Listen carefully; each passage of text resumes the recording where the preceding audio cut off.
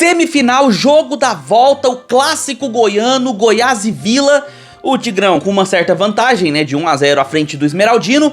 E se lá na fase de grupos, a fase de pontuação, o 0 a 0 refletiu um jogo bem moroso, chato, brigado, esse 0 a 0 com uma torcida massiva do Tigrão foi muito mais o mérito da defesa do Vila, em especial seu goleiro House, do que de fato demérito dos times que tentaram jogar, principalmente o Goiás, que fez mais ou menos ali os melhores 30 a 35 minutos de toda a temporada. E depois que teve o seu principal jogador lesionado, acabou diminuindo bastante o ritmo. Em compensação, o adversário, mesmo com 0 a 0, mesmo com quase nenhuma chance de gol, chega pra final. O Tigrão se classifica, passa pelo rival Goiás e vai jogar a finalíssima contra o Anápolis. Vamos falar tudo que rolou nesse jogo. Tem lance polêmico, tem situação interessante de conversar, temos que falar sobre os dois técnicos e suas decisões em campo e o que vai ser também um pouquinho, né, de cada um aí pra agora restante da temporada. Tudo isso depois da vinheta.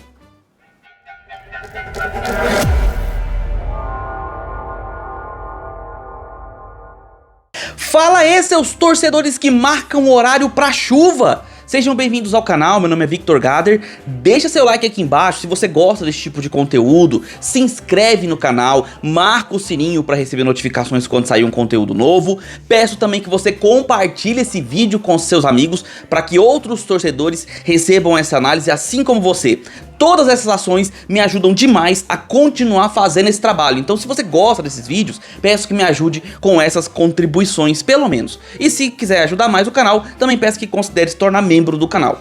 Beleza? Então sem mais delongas, vamos para as escalações aqui na tela.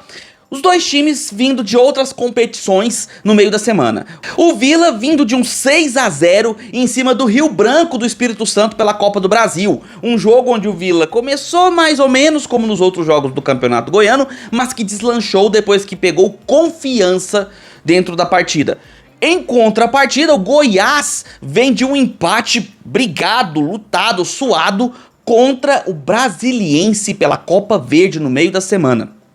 Um resultado que já foi muito curioso, muito inesperado. Estamos falando de uma equipe de Série D, não é? E o Goiás enfrentando-a com uma equipe, apesar de mesclada, uma equipe que deveria fazer frente, não é? Deveria vencer, mas ficou num empate em 3 a 3. E cara, duas equipes em momentos muito distintos. O Vila, com a melhor defesa do campeonato, não tem tido um ataque muito marcador, um ataque muito efetivo, mas fez 6 a 0 no último jogo, o que já dá um impulso, né, para a equipe, já dá um ânimo diferenciado.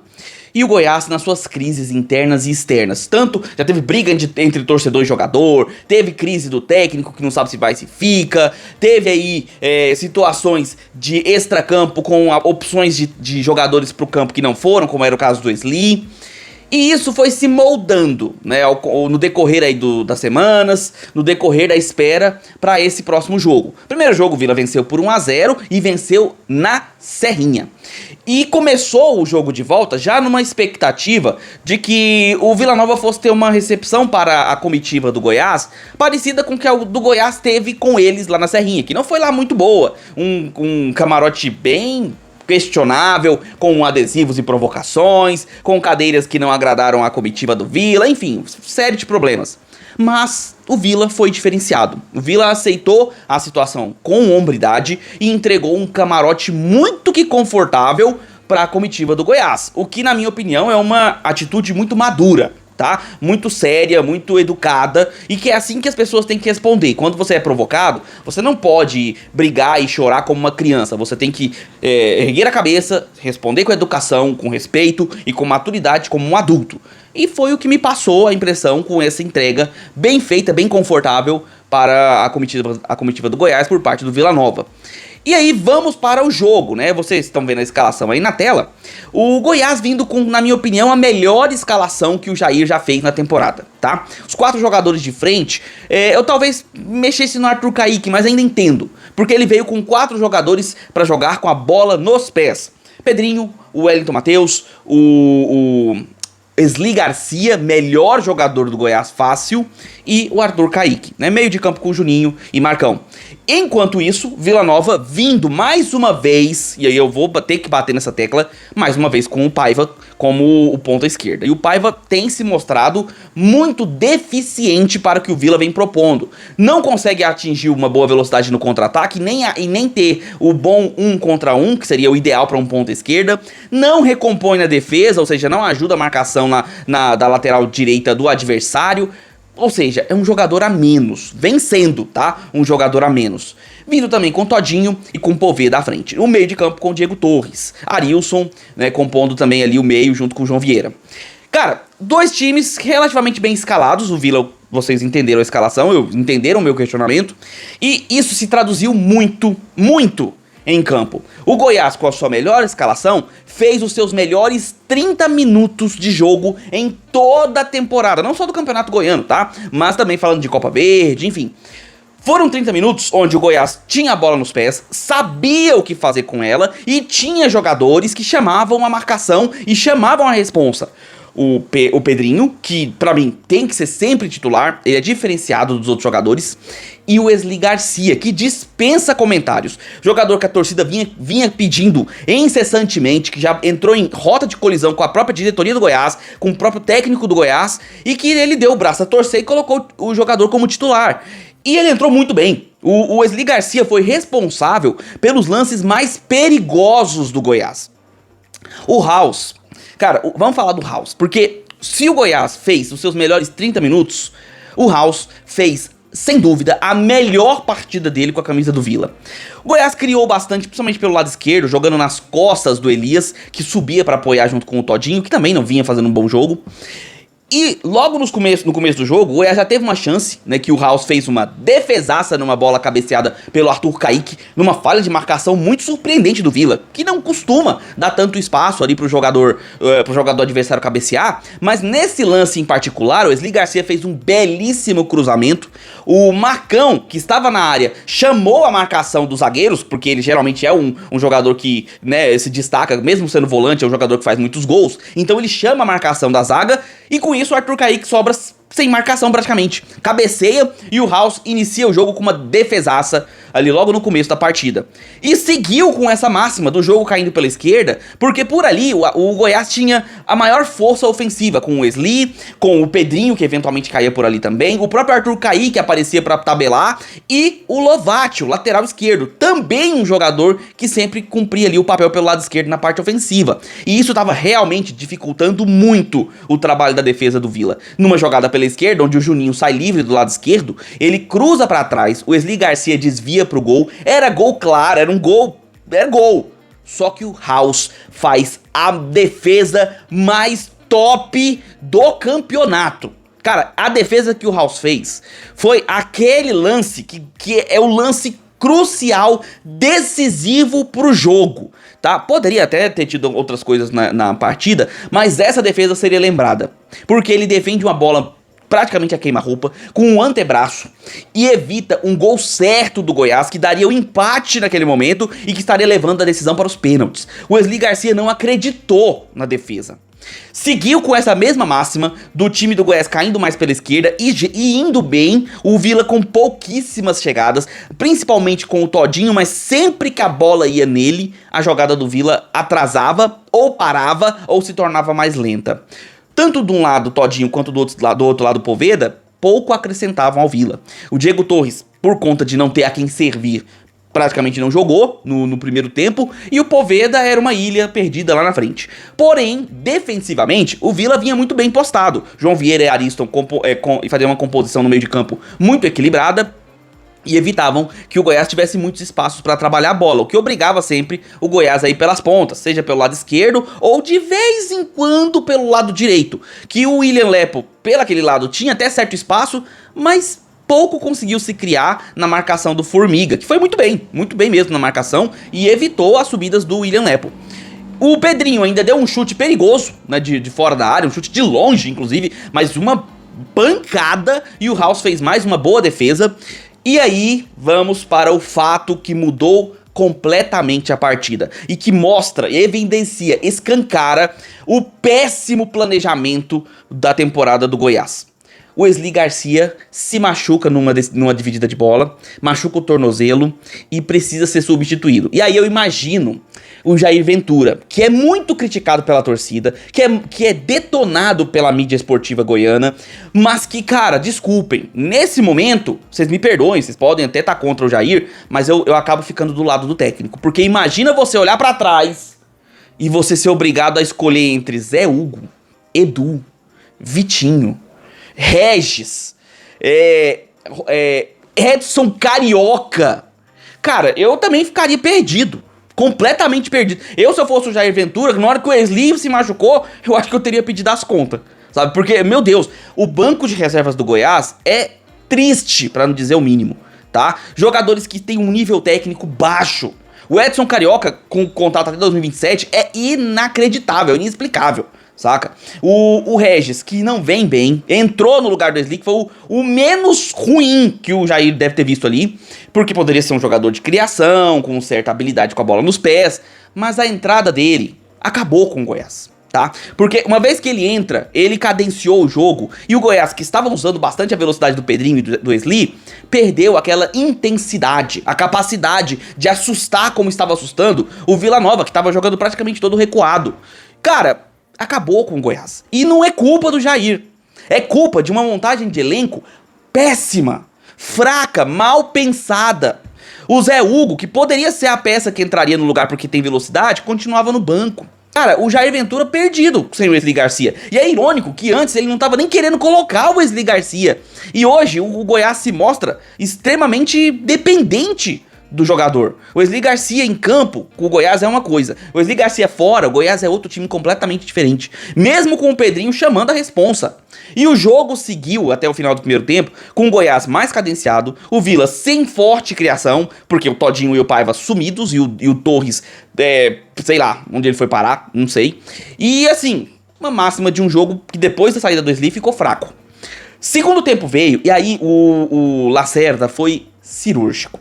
Ele tirou os jogadores que não vinham bem, que era o Todinho e o Paiva, entrou com o Giamota e também entrou com o Gabriel Silva. Substituições mais do que naturais se você entende o seu elenco. O Vila não se tornou mais perigoso do que o Goiás, tá? Mas em compensação teve mais a bola nos pés. Começou a trabalhar mais a bola e pelo menos manter a posse. Afinal, o placar era do Vila. No intervalo, até entrevistaram um jogador do Vila, acho que foi o João Vieira, e perguntaram sobre essa questão de jogar com o regulamento embaixo do braço. Ele negou, mas convenhamos. O Vila estava jogando, usando sua peça mais forte em questão tática, que é a defesa. E quem joga assim tá jogando com o resultado embaixo do braço. O Vila praticamente não assustou o Tadeu. O Tadeu não fez defesa.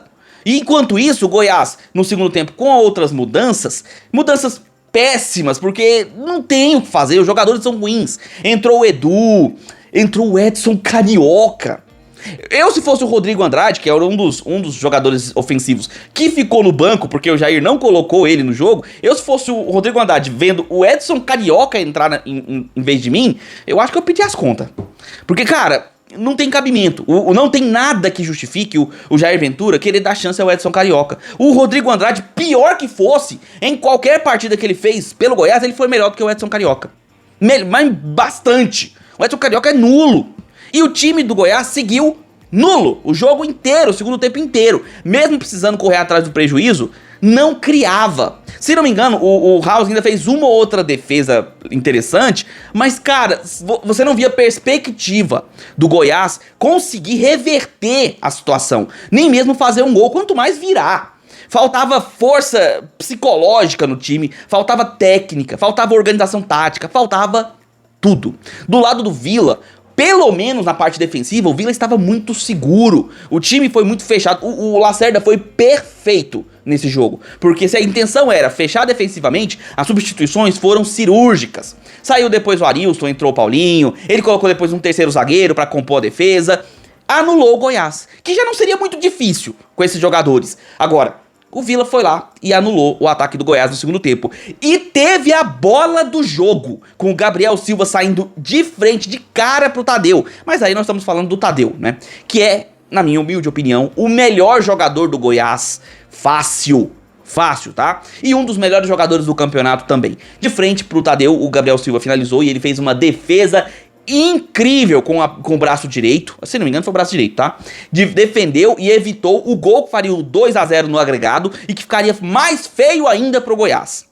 E o jogo seguiu, ainda tivemos algumas lesões aqui e ali, principalmente o Regis. O próprio Regis acabou se lesionando, ele que já era um a menos no campo, no final do segundo tempo, continuou sendo um a menos por conta da lesão. E o jogo encaminhou-se e terminou no 0 a 0. Foi um jogo legal, onde as equipes queriam jogar, queriam buscar o resultado. No caso do Vila, queria buscar o empate, né, em 0 a 0 em boa parte do jogo, mas que buscaram às suas maneiras os seus resultados, com tática, com tentativa de organizar o time em campo, com busca pela vitória em alguns momentos, né, no caso do Vila no último lance do jogo, quase, mas do lado do Goiás, basicamente o primeiro tempo quase todo, mas o Goiás esbarrou nas suas próprias deficiências, em uma defesa muito sólida e em um goleiro que estava numa noite inspiradíssima e que garantiu o 0 no lado do placar do Vila. Fica agora a perspectiva. Será que vão manter o Jair para a Série B? Ou devem demiti-lo por conta dos resultados? Eu vou falar a real, a minha opinião, tá? Já vou dar a minha opinião aqui pra vocês. O Jair Ventura deveria ser mantido, tá? Eu sei que tem torcedor que não gosta, mas porque o problema do Goiás, cara, não é técnico. O problema do Goiás chama-se elenco. O time titular do Goiás com o Wesley Garcia, esse que entrou o jogo hoje, é um ótimo time. É um time que consegue propor jogo, consegue levar perigo e certamente conseguiria vencer alguns de seus jogos se tivesse jogado com esse mesmo time desde o início do Goianão. Agora, o banco de reservas do Goiás é, pra dizer o mínimo, sofrível, tá? Sofrível. E aí não tem técnico que resolva, pode vir o Guardiola. Vai olhar pro banco, ver Edu, Edson Carioca, ver Gava, sabe? Cara, não tem o que fazer, não tem o que fazer. É um nível técnico muito baixo desses jogadores. Do lado do Vila, agora vai receber, né? Vai jogar agora contra o Anápolis. Vocês podem perguntar sobre favoritos, e aí eu diria que, mais uma vez, na minha humilde opinião, o Anápolis, pelo futebol que emprega nesse Goianão, pra mim ele chega com mais favoritismo. Agora, a camisa do Vila é mais pesada, óbvio. E o Vila tá numa sede lascada por títulos. São 20 anos sem um Goianão e finalmente o Vila volta a uma final e tem a chance, não é, de conquistar esse título e sair dessa fila. Só que o Anápolis não vai deixar barato. Tem tudo pra ser uma belíssima decisão de Goianão e vocês vão acompanhar tudo aqui comigo. Mas antes, eu quero saber a opinião de vocês. O que vocês acharam dessa semifinal? O que vocês acharam desse jogo?